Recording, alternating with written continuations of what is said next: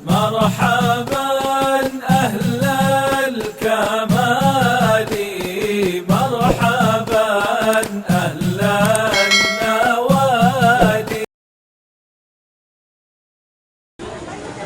بسم الله الرحمن الرحيم. السلام عليكم ورحمة الله وبركاته. الحمد لله الذي هدانا لهذا وما كنا لنهتدي لولا أن هدانا الله.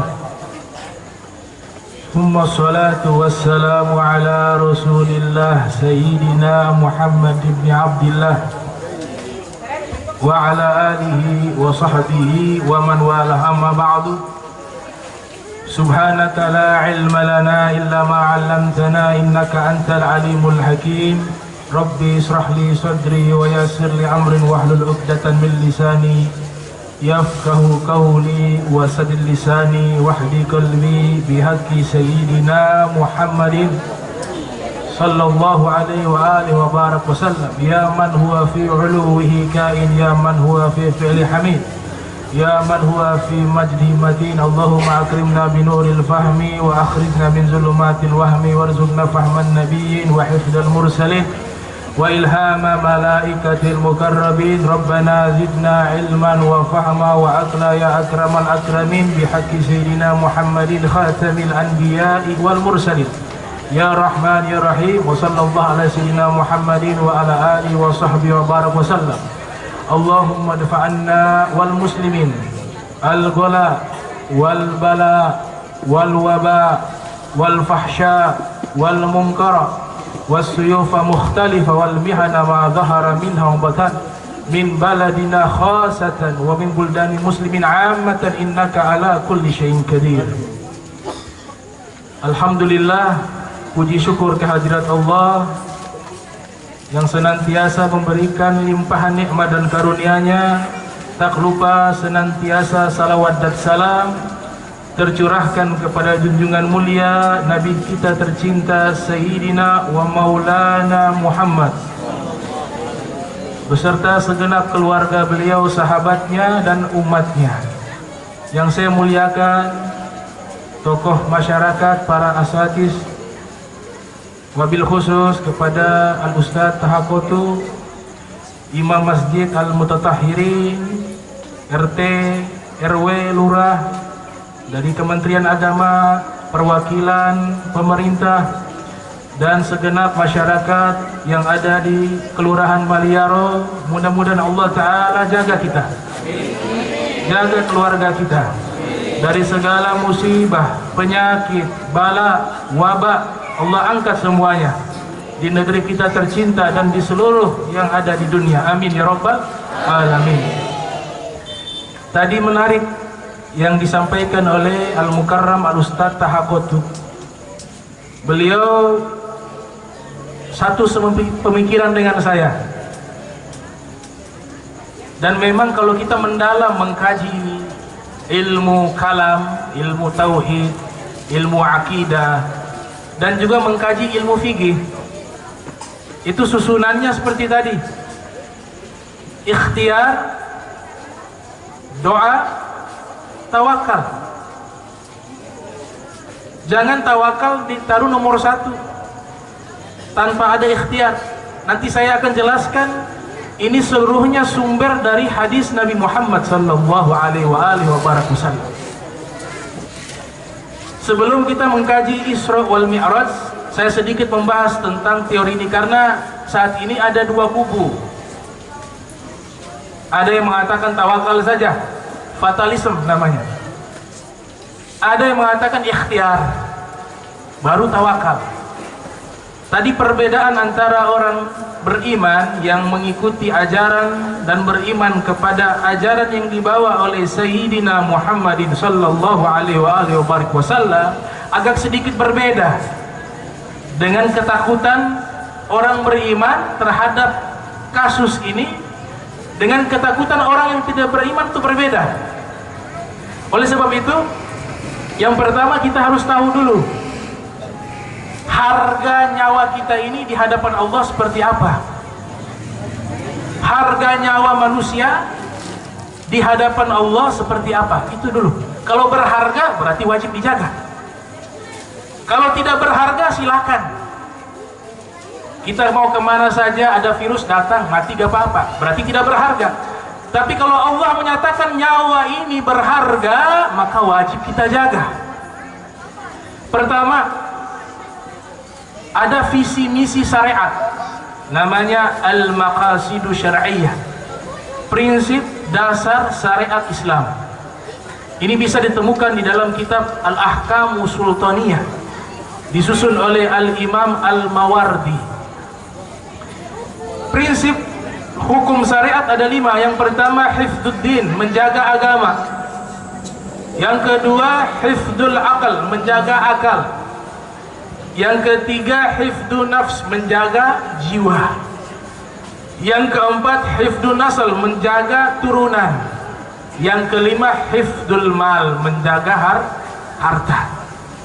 Ini visi misi hukum agama Islam yang dibawa oleh Nabi kita Muhammad sallallahu alaihi wasallam. Jadi yang nomor 3, menjaga nyawa. Kita diperintahkan kalau orang yang taat dengan hukum agama yang dibawa oleh Nabi Muhammad sallallahu alaihi wasallam, wajib kita jaga harga dan keselamatan nyawa. Bukan hanya nyawa manusia, nyawa hewan-hewan yang haram dibunuh diperintahkan untuk dijaga. Ambil contoh, kalau kita pelajari ilmu fikih, al-ilmu bil ahkami syar'iyyah al-muktasabah min adillatihi tafsiliyah, ilmu tentang hukum-hukum syariat praktis yang diambil dari dalil-dalil yang terperinci atau terkenal dengan ilmu fikih. Kita baca itu ilmu fikih. Anjing, mohon maaf, anjing yang kategori najis mughalladha, najis berat, yang Nabi katakan idza walaga kalbun fi ina'i ahadikum an yagsala sab'a marrat ihdahunna biturab. Kalau ada seekor anjing menjilat wadah kalian, maka cucilah 7 kali, 1 kalinya campuran air dengan tanah atau debu. Kenapa? Ini najis mughalladha, berat. Tapi di bab, ada bab khusus, bab tohara. Orang ini memiliki air hanya 1 gelas. Kebetulan waktu sholat telah tiba, bahkan sudah akhir waktu sholat, waktu asar sudah masuk waktu maghrib. Dia hanya punya air satu gelas. Di hadapan dia ada seekor anjing kehausan. Ada seekor anjing kehausan, mau mati ini anjing. Bagaimana pandangan para ahli hukum agama Islam? Kita punya air 1 gelas buat wudhu mau sholat. Sholat ini ibadah, fardu ain. Waktu mau habis, tapi di depan kita ada anjing yang kehausan mau mati. Para fuqaha mengatakan air itu jangan dipakai wudhu, dikasih minum kepada anjing biar dia hidup. Terus bagaimana? Kita mau sholat, tayamum. Coba lihat, ini harga nyawa seekor anjing. Disuruh kasih air biar dia hidup. Kita tayamum, sholat dengan menggunakan tayamum. Nanti kalau dapat air, dia wajib i'adah, mengulang sholat. Kalau dia berada di lokasi yang memang sudah ada air biasanya. Tapi kalau dia berada tengah hutan tidak ada air, di situ dia tayamum. Setelah dia sholatnya tidak perlu diulang, tidak perlu diulang. Ini pandangan orang-orang yang ahli dalam ilmu agama. Ini disebutkan oleh Imam Nawawi, disebutkan oleh Ibnu Hajar Haytham. Jadi harga nyawanya hewan begitu mahal, sampai ibadah kita yang tadinya wajib menggunakan air, sudah kita berikan kepada anjing agar dia hidup dan kita mengganti dengan tayamum. Itu satu kasus contoh. Dan ini di kitab fikih. Kasus yang kedua, orang tidur, mimpi basah, janabah, wajibnya mandi. Mandi wajib. Dia bangun dari tidurnya dalam keadaan janabah, air tidak ada. Kemudian dia cari keliling, kebetulan tinggalnya di pedesaan, di tengah hutan. Dia lihat ada kolam air. Orang yang janabah wajib mandi, wajib, apalagi dia mau sholat. Ternyata di kolam itu ada air, tapi ada buaya. Di sampingnya ada singa, ada macan. Bagaimana menurut para fuqaha? Apakah tetap wajib datang untuk ambil air, dia mandi, yang di situ ada buaya, ada singa? Atau dia mengatakan kalau memang belum ajal terakan mati, saya datang saja? Menurut fuqaha seperti itu? Tidak. Kata fuqaha apa? Kalau ada hewan buas dan nanti resiko membahayakan nyawanya, dia diperintahkan tayamum, jangan mendatangi kolam air. Padahal wajib tuh, air itu dipakai untuk mandi. Kenapa tidak wajib? Ada buaya, ada singa. Orang yang datang ke sana itu dia mau bunuh diri. Sudah tahu ada buaya, ada singa, datang. Dan ini larangan dari Nabi Muhammad sallallahu alaihi wasallam. Kita membaca kitab Sahihul Bukhari. Ada hampir 7.000 hadis Nabi. Kita baca sampai hatam. Dari hadis Al-Imam Bukhari yang lahir tahun 194 Hijriah, meninggal 256 Hijriah. Di dalam kitabnya Sahihul Bukhari, Al-Jami'u Al-Musnadu As-Sahihu Al-Mukhtasaru min umuri Rasulillah wa sunanihi wa ayyamihi. Di situ disebutkan Rasul sallallahu alaihi wasallam bersabda, "Idza sami'tum bi ta'un bi ardin fala tadkhuluha wa idza waqa'a bi ardin wa antum biha fala takhruju minha." Nabi katakan, apabila kalian mendengar ada wabah penyakit taun, ini zaman dulu virus, namanya virus taun. Di tahun 16 Hijriah, di masa Khalifah Sayyidina Umar bin Khattab, diceritakan oleh Al-Hafiz Ahmad ibn Ali ibn Hajar Al-Asqalani yang lahir tahun 776 Hijriah, meninggal 852 Hijriah, dalam kitabnya Al-Isabatu fi Tamyiz Sahabah, ketika menceritakan biografi Sayyidina Mu'adz bin Jabal, disebutkan tahun 16 Hijriah di masa Khalifah Umar bin Khattab terjadi wabah virus taun. Korban jiwa 25.000 orang meninggal. Dan ini menular. Apa responnya Nabi? Karena sebelum masa Nabi juga sudah terjadi virus semacam ini, taun. Nabi katakan begini dalam hadisnya, kalau kalian mendengar idza sami'tum bi taun bi ardin, ada wabah virus taun di satu wilayah, fala tadkhuluha, jangan datangi itu tempat, kata Rasul sallallahu alaihi wasallam. Wa idza waqa'a bi ardin wa antum biha fala takhruju minha, kalau kalian berada di lokasi yang terkena virus taun, fala takhruju minha, jangan kalian keluar dari lokasi tersebut. Ini kan namanya lockdown, isolasi. Sudah ada di zaman Nabi Muhammad sallallahu alaihi wasallam. Ini sabda Nabi, hadis sahih. Kalau kita mendalam mempelajari ilmu mustalahul hadis, kalau ada hadis sahih, kemudian ada hadis hasan ataupun hadis dhaif, maknanya kontradiksi, ambil hadis sahih. Hadis hasan, hadis dhaif dipinggirkan. Hadis sahih ini hadis Bukhari. Nabi katakan, kalau terkena virus jangan keluar. Kenapa Nabi larang? Dikhawatirkan kalau berpindah ke satu wilayah dia akan menular.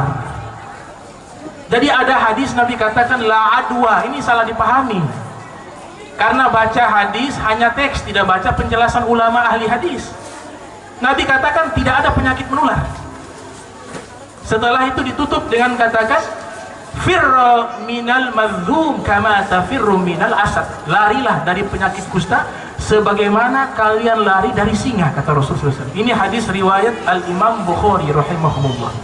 Di awal hadis itu Nabi katakan la adwa, tidak ada penyakit menular. Maksudnya apa?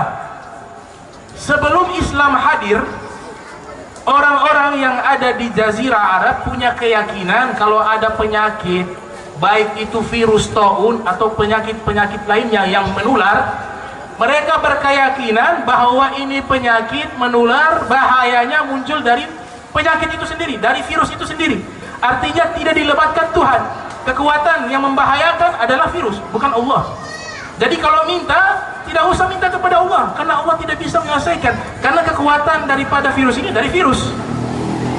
Maka Nabi hadir merubah ini perspektif pandangan. Nabi katakan la adwa di sini, penyakit tidak ada yang menular, virus itu makhluk. Kekuatannya menular itu semuanya izin dari Allah Subhanahu wa ta'ala. Tapi Allah tetapkan hukum dari segala sesuatu. Lan tajida li sunnatillah tabdila. Kau tidak akan temukan hukum-hukum Allah berubah. Hukum dasarnya yang Allah tetapkan, dia aglabiyah. Dengan hukumnya seperti itu, Allah ciptakan api, memberikan hukum panas. Sifatnya membakar. Sekarang bakar api. Kita kumpul kayu bakar, api dibakar, menyala. Kemudian kita mengatakan, kalau belum ajal saya tidak mati. Kemudian dia loncat di dalam api, kira-kira mati tidak?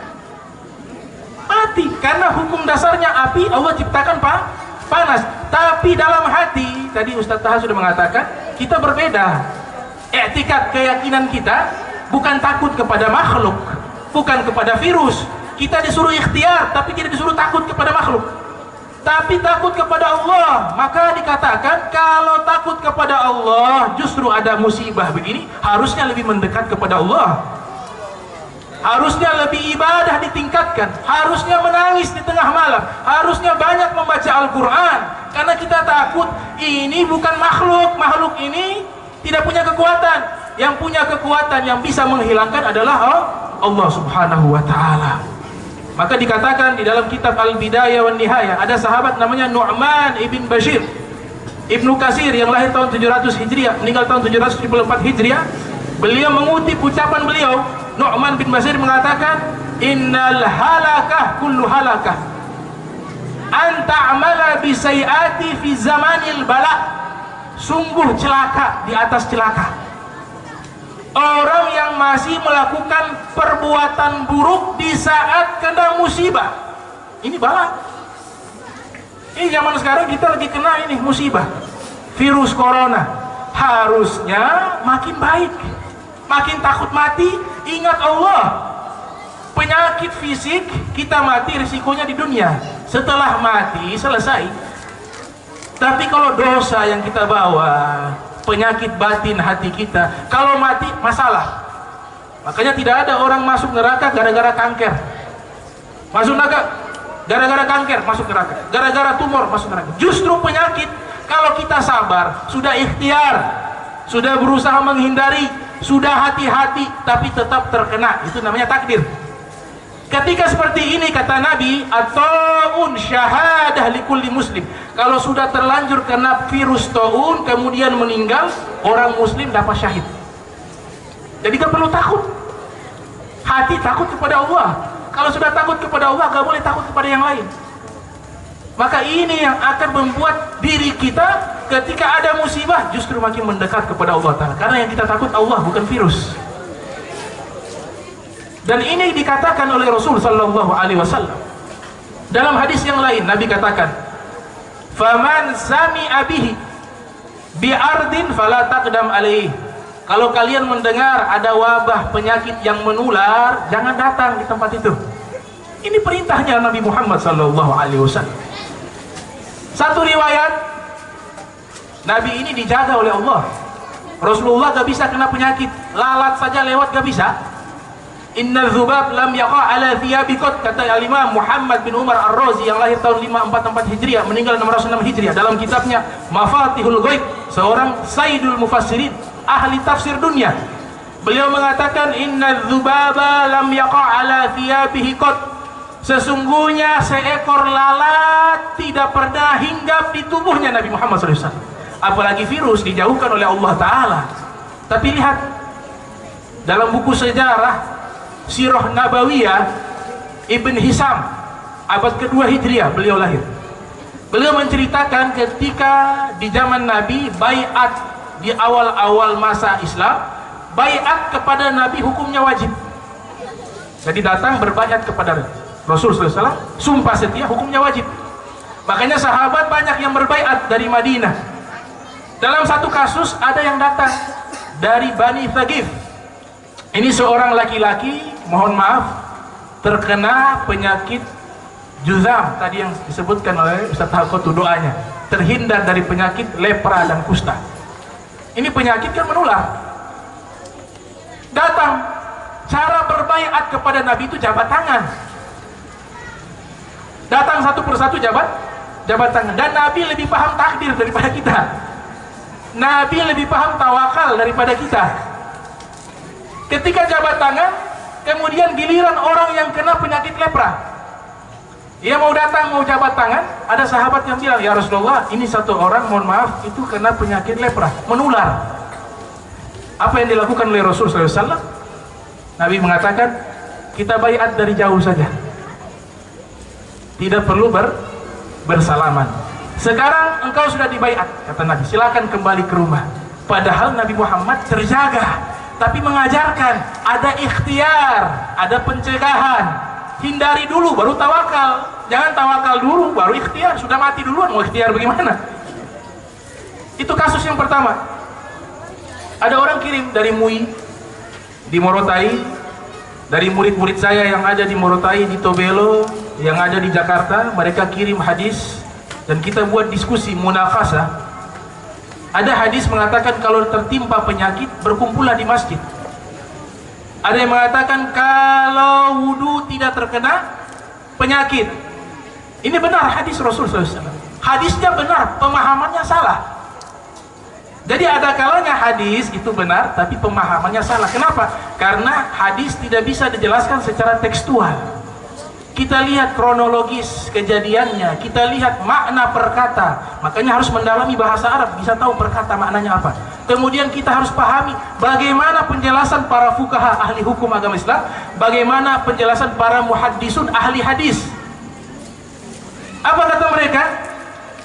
Ya, ketika hadis ini mengatakan ketika ada penyakit berkumpul, sholat berjamaah, minta kepada Allah diangkat. Redaksi penyakit digunakan hadis tersebut aha, pakai ain, pakai ha, pakai ta. Ini penyakit yang tidak menular. Maksud dari Rasulullah SAW, kalau ada penyakit berbagai macam menimpa suatu negara, suatu daerah, dan penyakitnya tidak bersifat menular, maka perbanyaklah berdoa kepada Allah, berkumpul berjamaah agar diangkat oleh Allah. Tapi ketika penyakit itu menular, respon dan jawaban dari Nabi berbeda. Nabi katakan dalam hadis riwayat Imam Bukhari, saya sengaja sebutkan hadis sahih. Hadis sahih, hadis yang paling kuat, apalagi Imam Bukhari punya kitab. Nabi katakan kepada sahabat ketika lihat ada unta sakit parah, keluar ini ingus, keluar ini ludah, dan ini penyakit menular ke hewan yang lain. Nabi datang ke rumah sahabat, di belakangnya ada peternakan. Kemudian Rasulullah SAW melihat, kok dicampur unta yang sudah kena sakit dicampur dengan unta yang masih sehat. Nabi katakan apa kepada sahabat tersebut? La yuri, jangan engkau campur unta yang sakit dengan unta yang sehat. Kalau unta saja Nabi larang campur, bagaimana manusia? Ini hadis sahih riwayat Imam Bukhari. Jangan campur. Kenapa? Kalau dicampur, yang sehat kena sakit, dipisah. Artinya disuruh ikhtiar. Itu hadis-hadis bisa dilihat di dalam kitab Sahihul Bukhari. Dan saya jelaskan bukan hanya hadis. Lihat pendapat para ahli hukum agama Islam yang terkemuka. Saya sebutkan 3 ulama besar. Yang pertama namanya Abu Zakaria Yahya bin Syarafuddin An-Nawawi, yang lahir tahun 631 Hijriah, meninggal 676 Hijriah. Dalam kitabnya Al-Majmu' ala Syarhi Muhazzab. Juga pendapatnya Al-Imam Ibnu Hajar Haytami dalam kitabnya Al-Fatawa Hadithiyah. Juga di dalam kitabnya Al-Imam Qadiyat. Mereka ulama fikih mengatakan kalau ada orang terkena penyakit kusta atau penyakit-penyakit yang menular, dilarang datang sholat berjamaah di masjid. Bukan saya yang bilang, ahli fikih. Siapa yang tidak kenal Imam Nawawi? Kita ini ilmu fikihnya merujuk ke Imam Syafi'i. Kalau ke Imam Syafi'i lewat Imam Nawawi. Imam Nawawi adalah tokoh besar mazhab Syafi'i. Beliau mengatakan orang yang penyakit kusta dilarang sholat berjamaah di masjid karena khawatir menular. Terus bagaimana kalau dia sakit diisolasi? Misalnya dia sendiri, pahalanya jamaah karena dia sakit. Allah kasih itu anugerah mudah. Sudah biasa sholat jamaah tapi dia sakit, kasihan. Sakitnya menular, masuk ke rumah sakit diisolasi dan dikurung di satu ruangan tersendiri. Dia pengen dapat pahala sholat jamaah, dia sholat, pahala jamaah dia dapat. Apa susahnya buat Allah bagi pahala? Allah tahu ini darurat. Itu baru sakit. Ada yang lebih parah, bukan sakit menular, bau mulut. Datang ke masjid, lapar, di rumah hanya ada bawang putih, bawang merah. Udah ganjal perut ini biar hilang lapar, dia makan bawang merah mentah, bawang putih mentah. Sampai di masjid, dia sholat. Kasihan yang di samping kanan, samping kiri terganggu. Dia bilang Allahu Akbar, yang kanan, yang kiri pingsan. Aroma bau busuk. Nabi katakan apa? Man akala hadhil baqlata fala yaqrabanna masjidana hatta yadhhaba rihuha. Ini dalam kitabnya Al-Imam Al-Hafiz Al-Allama Al-Muhaddis Jalaluddin As-Suyuti. Beliau hafal hadis 300.000 hadis Nabi Muhammad SAW. Dalam kitabnya Al-Lam'u fi Asbabil Wurud, Nabi katakan siapa yang makan sayuran ini, Imam Nawawi mengatakan sayuran ini maksudnya bawang merah, bawang putih dan sejenisnya. Bukan hanya terbatas kepada bawang merah, bawang putih. Makanan-makanan yang memunculkan aroma busuk dilarang kita datang ke masjid kecuali sudah menggosok gigi bersih. Kemudian Nabi katakan jangan dia masuk ke masjid. Jangan di sini bukan haram ya. Artinya orang bau busuk mulut bukan berarti Nabi haramkan masuk ke masjid, tidak. Larang di sini jangan ini ada makna dua. Kalau dalam ilmu usul fikih makna yang pertama adalah tahrim, haram. Makna yang kedua adalah tanzih, makruh. Jadi larangan di sini makruh. Kata Nabi, kalau masuk ke dalam bau mulut, jangan masuk ke masjid sampai hilang bau mulutnya. Kalau bau mulut saja Nabi larang, bagaimana bawa penyakit yang bisa membuat orang mati? Sampai hilang baru bisa masuk. Jadi sifatnya sementara, bukan selamanya. Dan itu juga daerah yang memang sudah merata dan besar daripada virus-virusnya. Makanya saya berani datang.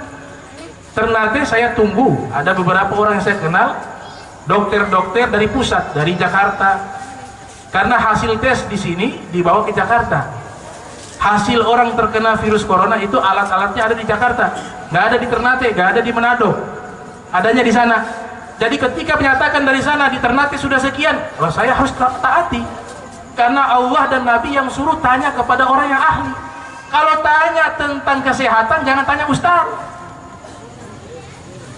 Ustaz gak paham itu ilmu medis. Yang ia belajar hadis Nabi, Al-Quran. Kecuali ulama dulu boleh.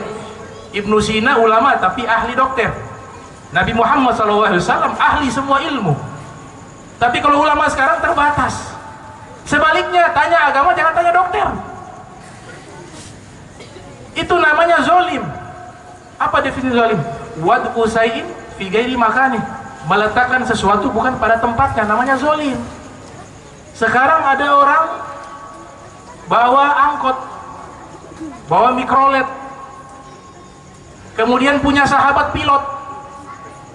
Pilot sakit, kemudian diganti oleh supir mikrolet bawa pesawat. Kira-kira penumpang mau naik? Mau naik tidak? Tidak. Kita naik belum sampai tempat tujuan sudah mati kita, jatuh di tengah lautan. Kenapa? Tidak, bukan ahlinya. Dia gak paham tentang pesawat, dia ahlinya mobil. Orang sakit parah, bawa kemana? Rumah sakit, jangan bawa ke bengkel. Bengkel ahli mesin motor, mesin mobil. Jangan bawa ini orang sakit ke bengkel. Atau tabu balik, motor rusak, mobil rusak, jangan bawa ke rumah sakit. Ini kan namanya seperti itu. Kasus virus yang tahu orang-orang yang sekolah di bidang medis. Bagaimana sih? Ketika sudah dijelaskan, taati. Ini namanya ikhtiar. Begitu. Dan ini prakteknya Nabi Muhammad SAW. Ini saya sebutkan sejarah dan hadis. Jadi Nabi itu orang yang paling ikhtiar. Rasulullah adalah orang yang paling tahu makna tawakal dan orang yang paling berikhtiar. Itu Nabi Muhammad SAW. Contoh, dalam kitab sejarah disebutkan Rasul sallallahu alaihi wasallam bersabda, "Wala tudimu nazra ilal mazlum." Jangan kalian melihat terlalu lama kepada orang yang kena penyakit kusta, kata Rasulullah. Jadi lihat saja dilarang. Kenapa? Dikhawatirkan menular. Itu bentuk tawakal atau ikhtiar? Ikhtiar. Setelah itu sudah berusaha dengan hati-hati agar tidak terkena penyakit, tahu-tahu kena penyakit. Takdir. Situ sudah serahkan diri. Ya Allah, ini kalau meninggal syahid. Tapi diawali dengan ikhtiar. Itu contoh pertama. Contoh kedua, di dalam kitab sejarah disebutkan oleh seluruh muwarrikhun, para pakar sejarah Islam, Rasul sallallahu alaihi wasallam memberikan targhib, motivasi kepada seluruh sahabat agar meraih wafat di dalam peperangan, meraih syahid fi sabilillah, syahada fi sabilillah. Pertanyaannya, ini mereka sahabat Nabi bersama Nabi SAW, mereka berperang di zaman itu tujuannya cari mati, bukan cari hidup. Dan itu banyak, kalau saya kisahkan akan memakan waktu yang cukup lama. Jadi mereka datang berperang bukan cari hidup, berperang cari syahid, artinya cari kematian. Oleh sebab itu banyak sekali peperangan terjadi, seperti perang Mu'tah.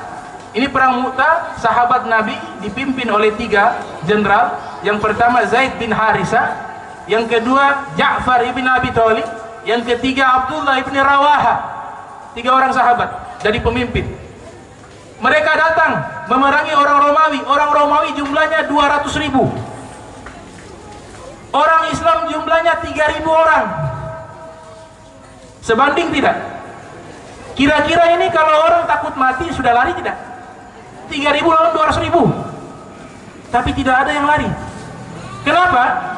Mereka memang datang jihad, mau cari kematian, mau cari syahadah. Tapi harus diingat, bukan datang dengan tawakal mutlak, fatalisme, tidak. Ada ikhtiar. Walaupun mencari syahid, mereka ikhtiar terlebih dahulu. Dengan apa? Pakai baju besi. Pakai baju perang, tujuannya apa? Biar tidak kena itu senjata. Dan Nabi Muhammad SAW orang pertama yang menggunakan baju besi ketika berperang. Namanya duru', bentuk jamaknya, mufradnya dir'un, dipakai baju perang. Harusnya kalau cari mati kan, ngapain pakai baju perang? Wah, tujuannya mau mati, buka saja itu baju perang.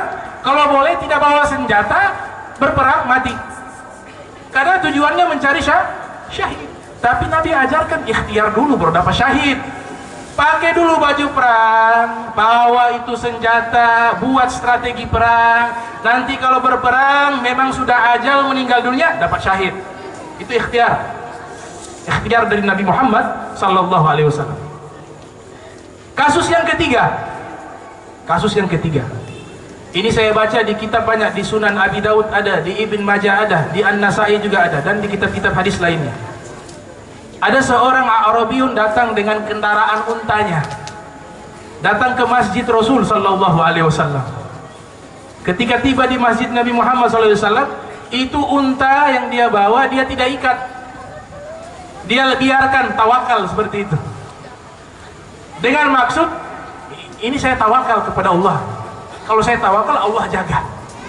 Tidak diikat. Ternyata ini kejadian diperhatikan oleh Nabi Muhammad SAW. Mungkin Nabi Muhammad ini lihat dari belakang, karena Rasulullah itu punya mukjizat, lihat dari depan dan belakang sama. Bahkan Nabi punya mukjizat, bisa lihat arsy-Nya Allah, bisa lihat alam barzah.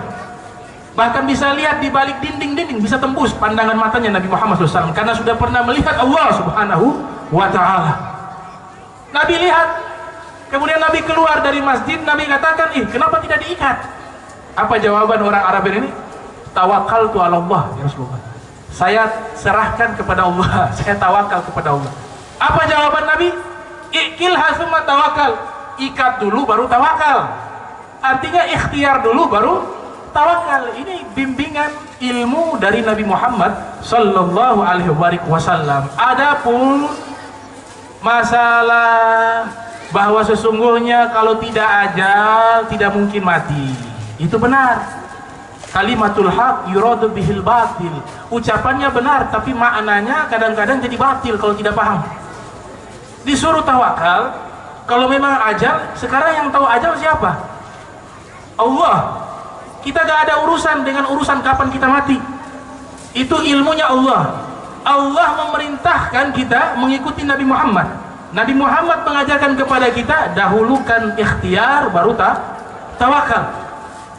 Maka oleh sebab itu dalam hati orang-orang yang beriman kepada Allah Ta'ala, ini yang membedakan kita dengan orang lain, membedakan orang beriman dengan orang lain. Kalau orang lain dia takutnya tertuju kepada makhluk, takut kepada penyakitnya, takut kepada virusnya. Tapi kalau kita alihkan rasa takut bukan kepada makhluk, tapi kepada Allah Subhanahu wa Ta'ala. Karena Allah yang berkuasa. Kalau sudah rasa takut kepada Allah berbeda dengan rasa takut kepada makhluk. Kalau rasa takut kepada makhluk, kita makin menjauh. Saya takut kepada seseorang, pasti saya menghindari orang tersebut. Tapi kalau rasa takut kepada Allah berbeda. Makin takut kepada Allah, makin cinta kepada Allah, makin mendekat kepada Allah. Dengan apa? Dengan takut melakukan dosa, takut meninggalkan kewajibannya kepada Allah, takut meninggal su'ul khotimah. Ini takut yang lebih besar manfaatnya daripada takut kepada makhluk. Sehingga kita hidup sudah ikhtiar, tidak perlu takut dengan virus. Cukup ikhtiar, hati takut kepada Allah.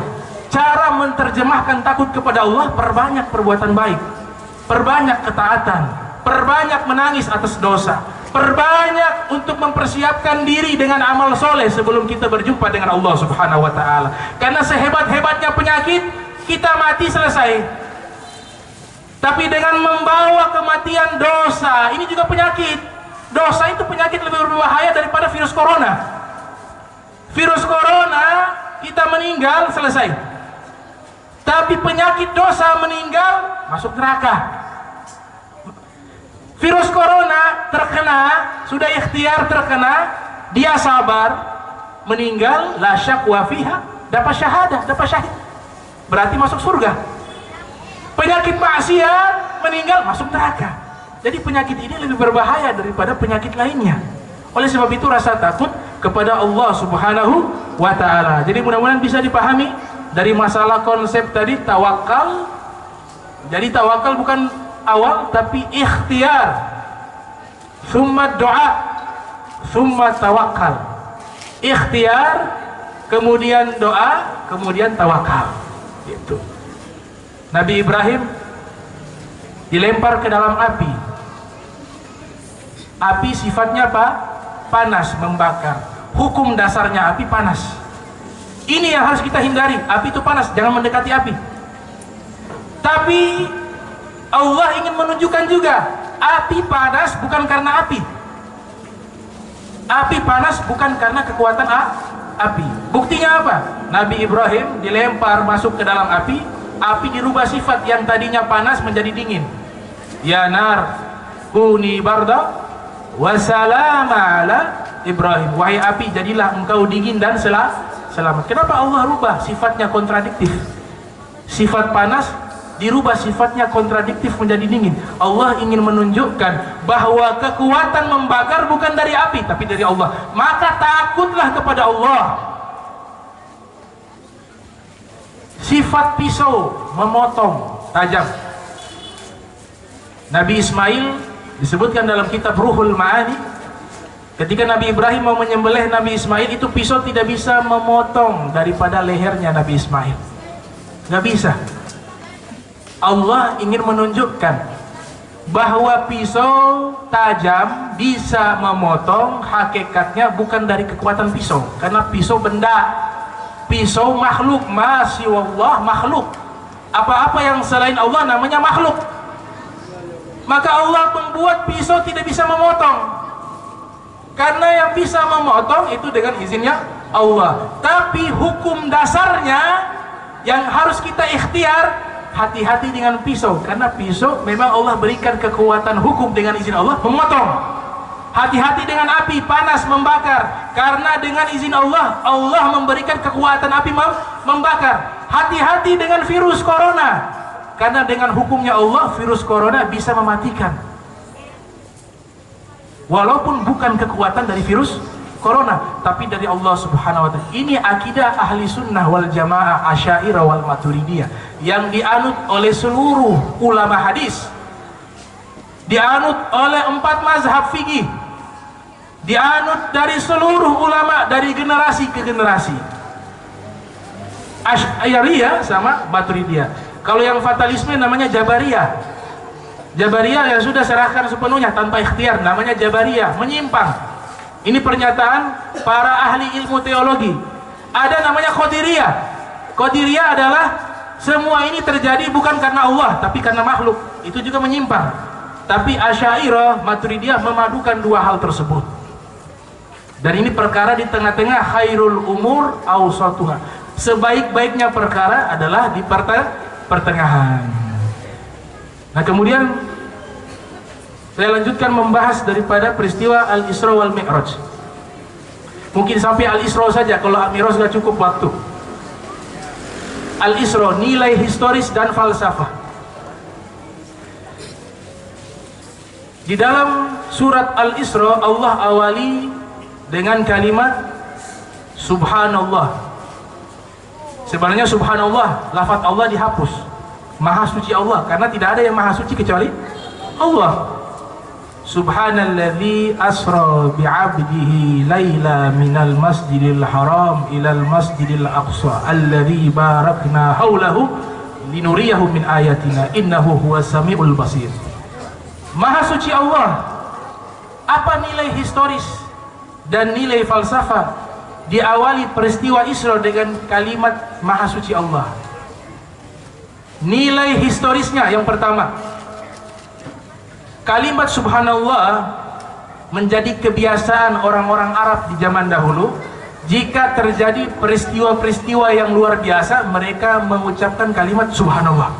Dan ini sampai sekarang kita juga menggunakan. Kita kalau lihat perkara yang luar biasa, Subhanallah ya, luar biasa, selalu dikaitkan dengan kalimat luar biasa. Jadi nilai historisnya, ini kalimat sudah digunakan sebelum Islam datang. Karena di Makkah itu ada 3 jenis suku. Suku Arab terbagi 3. Ada Arab Ba'idah, ada Arab Musta'arabah, ada Arab Aribah. Nah, mereka ini kebanyakan menganut pemahaman daripada Nabi Ibrahim, khususnya yang lewat jalurnya Nabi Muhammad SAW dan keluarganya. Jadi kalau perkara-perkara yang luar biasa, kalimat yang diucapkan oleh orang-orang tersebut adalah Subhanallah. Jadi Allah secara filosofi ingin menyatakan bahwa peristiwa Al-Isra ini bukan Mi'raj, Isra. Kalau Mi'raj lebih luar biasa lagi. Jadi peristiwa Isra itu Allah nyatakan Subhana. Ini peristiwa yang besar. Itu nilai historis dan nilai falsafah. Kemudian yang menarik, di dalam kitab sejarah, ketika Nabi sampai kembali ke kota Makkah, Nabi ceritakan kepada penduduk Makkah bahwa beliau sudah melakukan perjalanan di waktu malam dari Makkah ke Palestina, kemudian kembali lagi ke Makkah dalam waktu yang sangat singkat. Makanya menggunakan laila, setengah malam, bukan seluruh malam. Dia nakiro tanpa alif lam. Kalau pakai al-laila berarti peristiwanya sepanjang malam. Tapi Allah gunakan laila, ay ba'dul lail, sebagian malam. Artinya dalam waktu yang singkat bisa kembali ke Makkah. Padahal di zaman dahulu, kalau perjalanan dari Makkah saja menuju ke Baitul Maqdis, ke Palestina, itu memakan waktu masafatu syahr, 1 bulan. Tapi Rasulullah hanya setengah malam. Nabi ceritakan bukan Mi'raj kepada penduduk Makkah. Kenapa? Karena kalau Isra saja tidak percaya, bagaimana Mi'raj? Perjalanan dari Makkah yang notabene berada di bumi, Makkah kemudian ke Palestina, diceritakan tidak percaya, bagaimana cerita ke langit? Makanya Nabi ceritakan peristiwa Isra saja, dan itu sudah luar biasa. Dan mereka tidak percaya, bahkan ditantang. Kalau benar sudah pergi ke sana, mereka tahu biografinya Rasulullah. Rasulullah tidak pernah pergi ke Palestina, mereka tahu. Dan mereka tahu Nabi punya karakter al-amin, tidak pernah berbohong. Seumur hidup sekalipun tidak pernah berbohong. Maka mereka tantang Rasulullah, kalau benar engkau sudah pergi ke Palestina, coba ceritakan sifat daripada Baitul Maqdis. Maka Allah memberikan mukjizat digital Rabbaniyah. Digitalnya Allah, kameranya Allah, layarnya Allah ditampilkan di hadapan wajah Nabi Muhammad SAW. Di situ Nabi bisa lihat dengan jelas Baitul Maqdis, jendelanya berapa, tiangnya berapa, posisinya bagaimana, dijelaskan. Kenapa? Nabi sebenarnya lupa waktu itu, tidak perhatikan, karena tidak mungkin perjalanan yang luar biasa memperhatikan jendela ada berapa ya, gitu. Tiang ada berapa, ini perjalanan besar. Kenapa harus hitung jendela, pintu berapa, tiang berapa? Tidak sempat. Tapi ketika ditantang, Allah Ta'ala memberikan mukjizat kepada Nabi Muhammad. Allah tampilkan layar di depan Nabi yang menampilkan masjid Baitul Maqdis. Maka Nabi jelaskan secara rinci, oh jendelanya ada sekian. Mereka terheran-heran, tiangnya ada sekian, warnanya begini. Diceritakan secara rinci sifat daripada Baitul Maqdis. Tapi tetap kalau tidak dikasih hidayah itu hati tetap ingkar. Mereka katakan luar biasa sihirnya Muhammad. Tetap. Jadi kalau hati sudah mati itu disebutkan bal asadda kal hijarah au asadda kaswah, kata Allah Ta'ala. Hati kalau sudah mati seperti batu, bahkan lebih keras dari batu. Sudah dibuktikan itu mukjizat di hadapan mereka, mereka bilang sihir. Jadi Nabi SAW menceritakan Isra, perkara yang luar biasa, tidak menceritakan Mi'raj. Karena kalau Isra saja tidak percaya, bagaimana Mi'raj? Makanya Nabi ceritakan Isra. Itu filosofi yang pertama. Kemudian berikutnya, Rasul sallallahu alaihi wasallam bersabda di dalam hadis. Pernah ditanya, itu subhanallah punya fadilah apa ya Rasulullah? Jadi makna yang pertama tadi, Allah menggunakan kalimat subhanallah menunjukkan ini perkara yang besar. Makna yang kedua, Allah menggunakan subhanallah maha suci membuktikan bahwa Nabi ini tersucikan dari bohong. Jadi yang Nabi ceritakan adalah benar. Itu makna dari subhanallah. Ada sahabat, hadis riwayat Al-Imam Hakim dalam kitab Mustadrak, yang lahir tahun 321 Hijriah, meninggal 405 Hijriah. Namanya Tolha ibnu Ubaidillah. Pernah datang menemui Rasul sallallahu alaihi wasallam, mengatakan, "Ya Rasulullah, arti dari subhanallah itu apa?" Kemudian Nabi menjawab, "Tanzihullah min kulli su."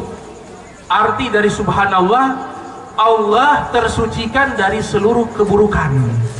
Jadi gak boleh kita sifati hal-hal yang buruk kepada Allah. Coba perhatikan di surat Fatihah.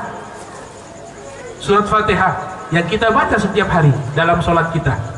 Bahkan dikatakan yang tidak baca gak diterima sholatnya. La sholata liman lam yaqra bi fatihatil kitab.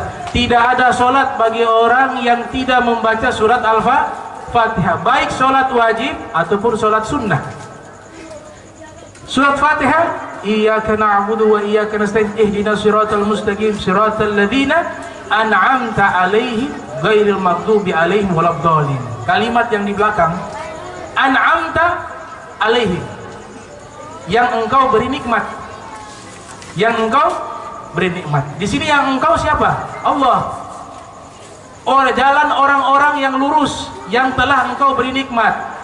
Ketika kebaikan, nikmat adalah kebaikan, kita diperintahkan baca surat Fatihah menggunakan kata engkau, karena kebaikan nikmat.